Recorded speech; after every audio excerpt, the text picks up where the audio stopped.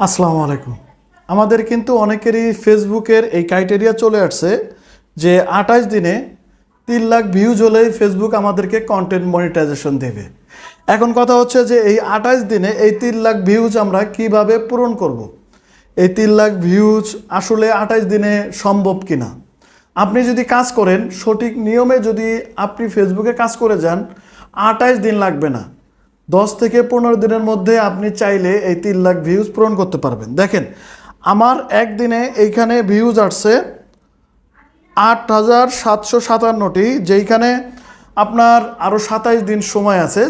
তো আশা করা যায় যে আমরা এই পেজে 28 দিনে মোটামুটি 3 লাখের বেশি ভিউজ গেইন করতে পারবো।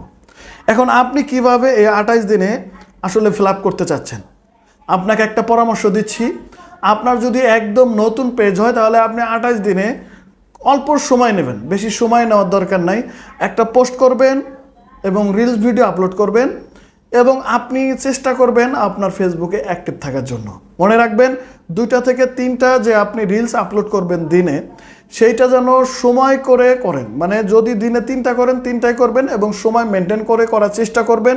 এবং রেগুলার 10 থেকে 15 দিন করলে যে কোনো একটা ভিডিও ভাইরাল হয়ে গেলে কিন্তু এই 3 লাখ ভিউজ আপনার ফ্লাপ হওয়ার সম্ভাবনা থাকবে অতি দ্রুত।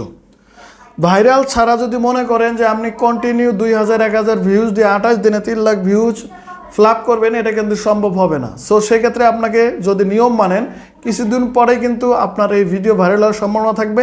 আর একটা ভিডিও ভাইরাল হয়ে গেলেই অতি দ্রুত আপনার এই 3 লাখ ভিউজ ফ্লাপ হয়ে যাবে। তো অবশ্যই মনে রাখবেন যে আপনার কমিউনিটি গাইডলাইনগুলো মানতে হবে। ফেসবুকের কোনো প্রকার কপিরাইট কন্টেন্ট আপলোড করা যাবে না, রিয়েল কন্টেন্ট নিয়েই কাজ করতে হবে। তো তারপরে যদি কারো সাহায্য লাগে অবশ্যই আমাদেরকে নক দিতে পারেন। তো আজ পর্যন্তই, দেখাবো নতুন কোনো ভিডিও নিয়ে। ততক্ষণ ভালো থাকবেন, সুস্থ থাকবেন। আল্লাহ হাফেজ।